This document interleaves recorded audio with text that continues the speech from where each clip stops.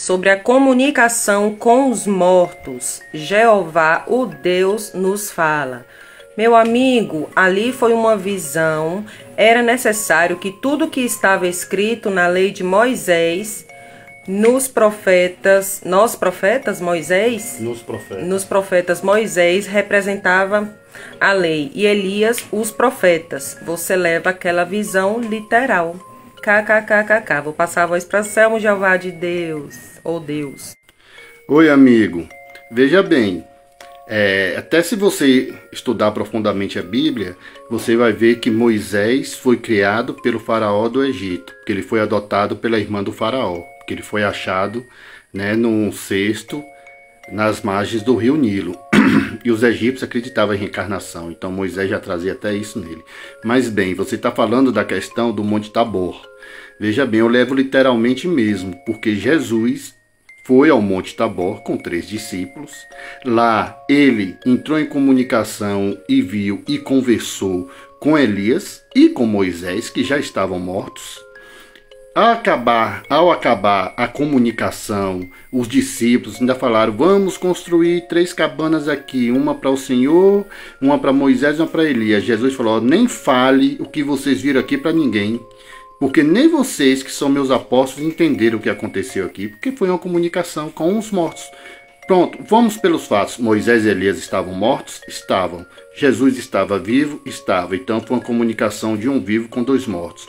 Ah, mas foi para cumprir o que estava escrito. Ou seja, então pode acontecer. Não é proibido nem é impossível. É possível. Se Deus permitir, Deus permite. E na Bíblia tem outras passagens, são inúmeras.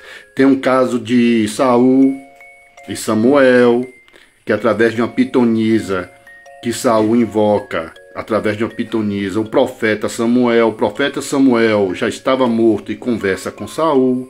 Tem os anjos, que nada mais são que são espíritos de luz, e tantas coisas estavam escritas, até que, partindo agora para, já falei dos mortos, falar da reencarnação, estava predito que Elias voltaria novamente para preparar o caminho do Messias, de Jesus. Jesus foi perguntado sobre isso e ele respondeu: Elias veio e vós não reconheceis. Ele era o João Batista. Ou seja, está cheio de comprovação da comunicação dos mortos. Tem comprovação de reencarnação. Agora, quem tem olhos de ver, verá. Quem segue a letra morta são os mortos que Jesus fala na Bíblia. Inclusive, Jesus falou em João que ele não tinha dito tudo. Ou seja, Jesus não disse tudo. E que enviaria o Consolador prometido, e o Espírito de verdade, que falaria muito mais coisas do que Jesus, o próprio Jesus falou isso, muito mais coisas do que ele disse, e restabeleceria as coisas nos seus devidos lugares. Isso quer dizer o quê? Que Jesus não disse tudo, o Espírito de verdade, Consolador prometido, diria muito mais, mas não diria tudo, porque é impossível dizer tudo sobre Deus, Deus é infinito.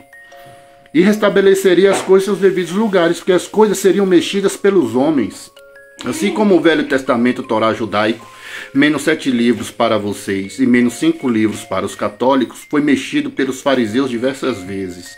Assim como o Novo Testamento e o Velho Testamento foi mexido ao bel prazer dos papas e dos cardeais corruptos em seus concílios diversas vezes.